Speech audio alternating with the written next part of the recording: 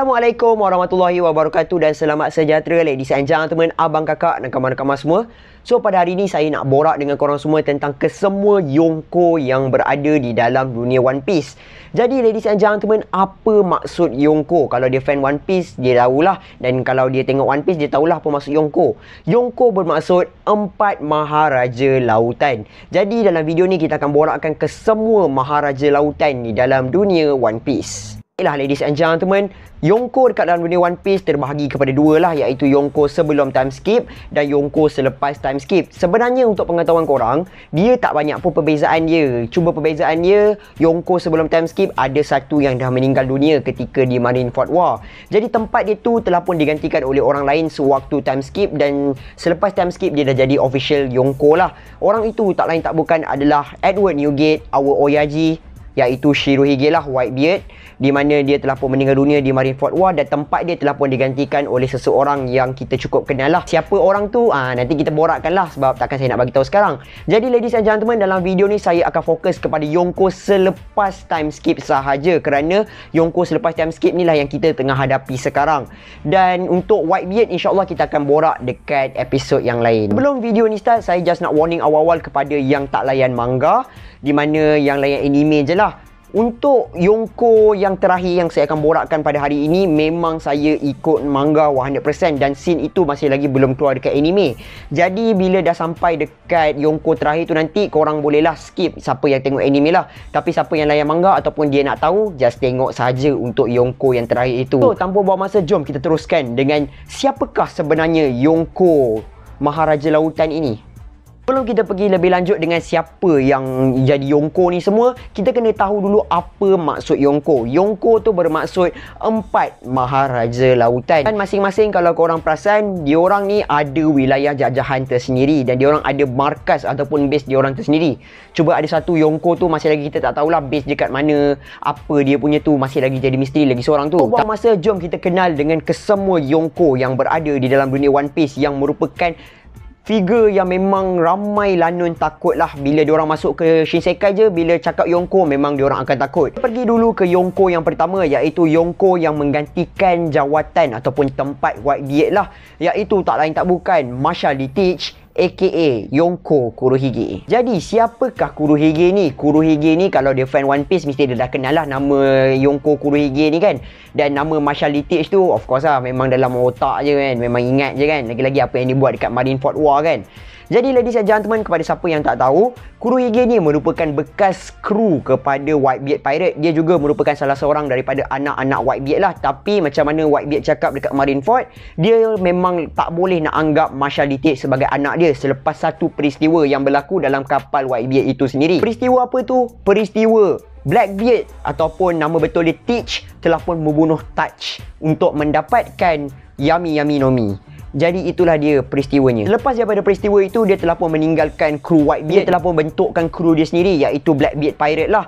Dan time dia bentukkan Blackbeard Pirate tu dan sewaktu dia join Shishibukai, untuk pengetahuan korang, bounty dia adalah kosong berry ladies and gentlemen. Macam mana sifat orang yang bernama Marshal Teach ni? Untuk pengetahuan korang, Marshal Teach ni merupakan seorang yang bijak pada pandangan saya lah. Kenapa saya cakap dia bijak? Kerana dia ni bijak merancang strategi.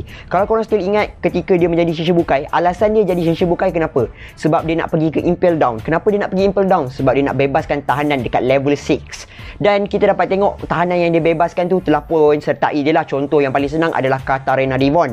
Jadi dia memang bijak, dia dah plan semua benda. Lepas tu memang dia plan, dia bunuh Whitebeard untuk dapatkan Gura-Gura no Mi.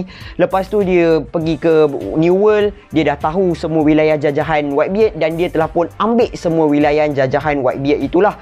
Sebab itulah saya kata Marshal Teach ni merupakan orang yang bijak. Dan kalau korang tanya saya memang jujur saya cakap ada sifat-sifat Rox D. Zebek untuk pengetahuan korang. Dan saya rasa korang pun dah tahu siapa Rox D. Zebek. Dan Rox D. Zebek ni memang kalau korang tengok perwatakan dia sama macam perwatakan Kurohige ni lah. Jadi itulah dia tentang sifat ataupun perwatakan Yonko Kurohige. So, untuk kekuatan Yonko Kurohige, untuk pengetahuan korang, dia ni merupakan pemakan 2 buah Devil Fruit. Iaitu yang pertama, dia makan Yami Yami Nomi selepas dia ambil daripada Touch lah. Sebenarnya dia tak ambil pun, dia curi. Second, dia ambil Gura Gura Nomi, iaitu Devil Fruit Whitebeard lah. Somehow somewhere itu masih lagi jadi misteri macam mana dia boleh obtain 2 Devil Fruit. Walaupun macam mana kita tahu dalam dunia One Piece, satu manusia hanya boleh makan 1 Devil Fruit. Tapi dia 2 sekali. Bapak tamaknya dia ni. Tapi tak apalah, nak buat macam mana kan. Dan yelah, 2 Devil Fruit sekaligus, dan dia telah pun confirm boleh guna Boshoshoko Haki dan juga Kenboshoko Haki. Semua Yonko mesti ada satu ibu pejabat ataupun headquarters lah. Dan untuk Yonko Kurohige ni, kita dapat tahu yang dia punya pengkalan ataupun dia punya pulau bernama Hachinosu, iaitu di mana kumpulan Rocks Pirate telah pun ditubuhkan. Jadi pulau itulah menjadi tempat headquarters kepada Yonko Kurohige. Saya punya prediction adalah Yonko Kurohige somehow somewhere akan pergi ke Totoland untuk mendapatkan road Poneglyph dekat sana, sebab kita tahu sekarang salah seorang Yonko yang berada dekat Totoland itu dah tak ada, dia dah pergi ke Wano. Jadi tempat itu sekarang dah kosong, tinggallah anak-anak dia yang itu pun sikit je, ada katakuri, ada oven tu je lah. Ada cracker, ada siapa nama ranting tu, Brul, dan juga ada puding. Itu je lah anak-anak dia yang tinggal dekat sana. So tak mustahil Blackbeard pergi ke sana untuk mendapatkan road Poneglyph. Jadi itulah dia semua fakta ringkas tentang Yonko Kurohige yang korang perlu tahu. Yonko yang kedua ini, saya rasa Yonko ni memang menjadi Yonko kesukaan semua orang lah, iaitu idola ataupun mentor kepada Luffy untuk menjadi Raja Lanun.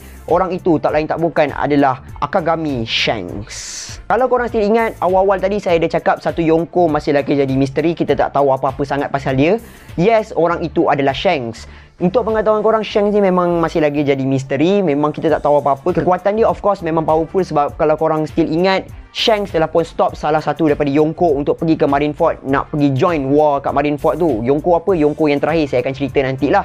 Shanks memang gila lah sebab dia boleh stop creature yang paling kuat itu. So korang bayangkanlah, dia boleh stop creature tu, memang satu power yang kuat lah.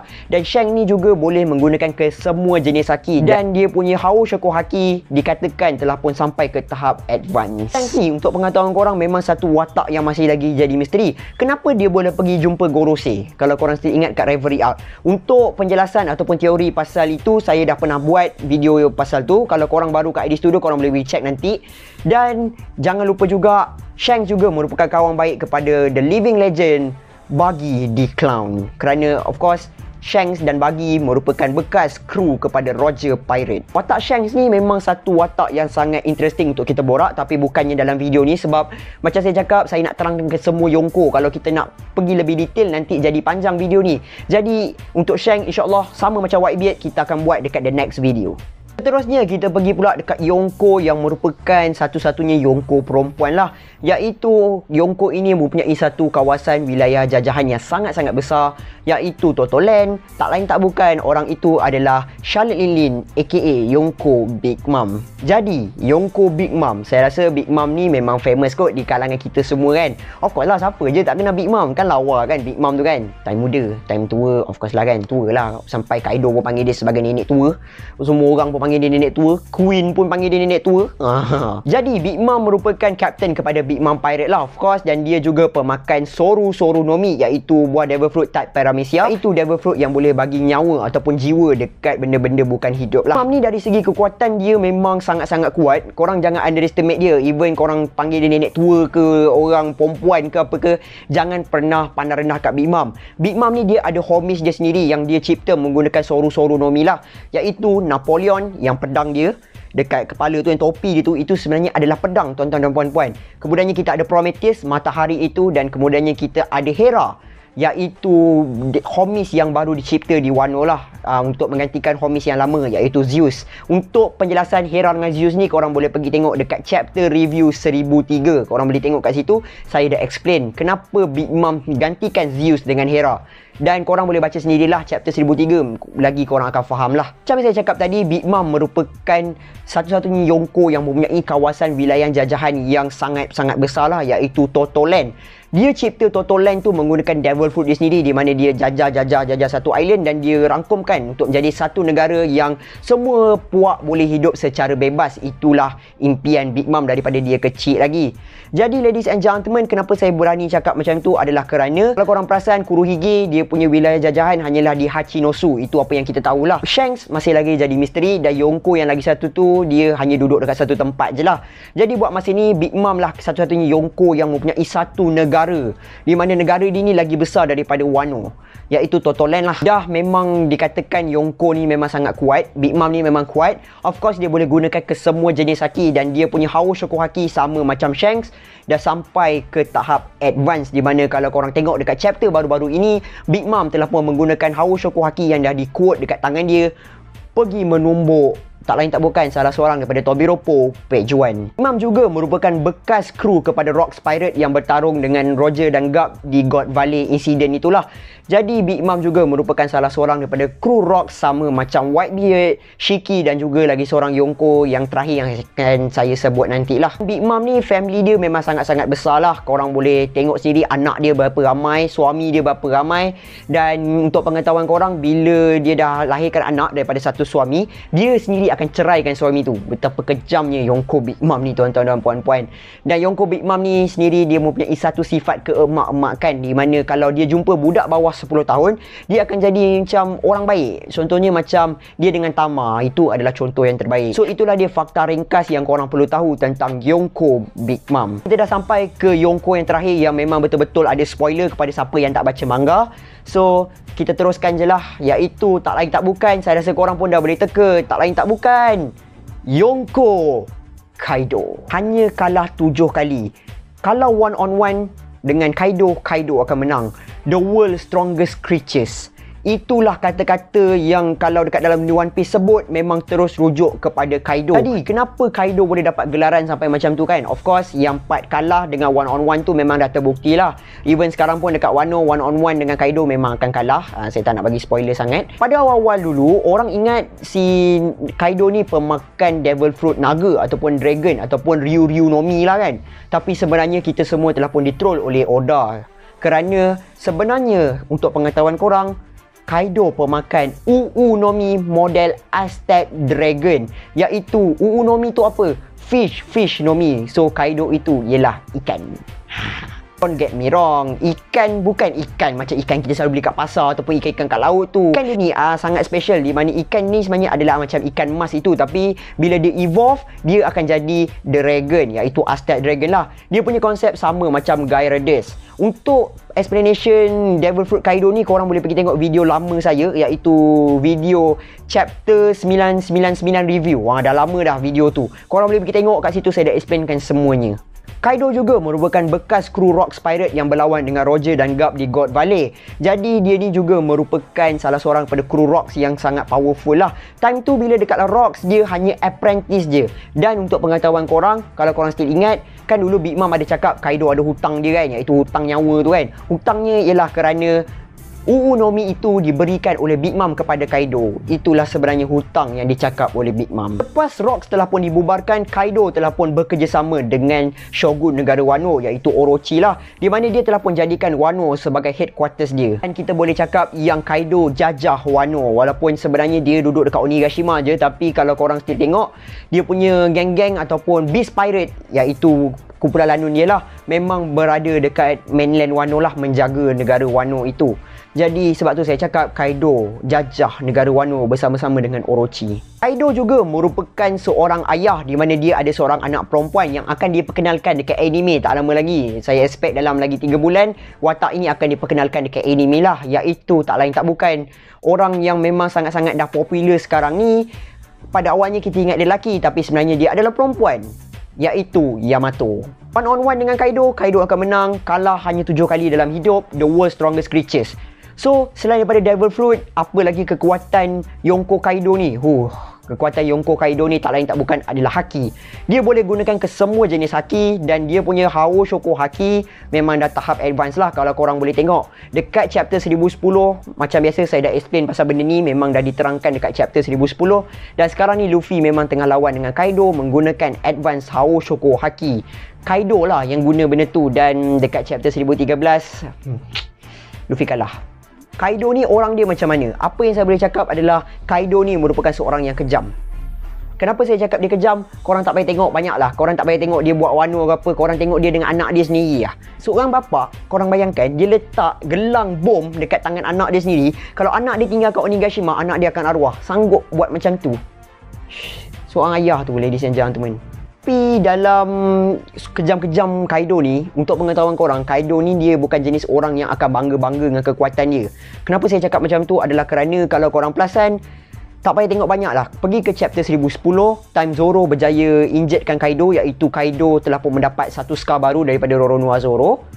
Kaido sendiri puji Roronoa Zoro di mana dia cakap, jangan risau, serangan kau ni akan tinggalkan scar kat aku, kau dah bekerja keras. Dia tidak pernah memandang rendah tau dekat dia punya enemy. Contohnya, of course lah, kadang-kadang adalah juga dia pandang rendah kan. Tapi sebelum dia pandang rendah tu, dia akan memang pandang tinggi tau. Contohnya macam Luffy kan. Luffy dah kalah dengan dia round 1 yang dulu tu. Lepas tu bila round 2 ni, dia lawan lagi.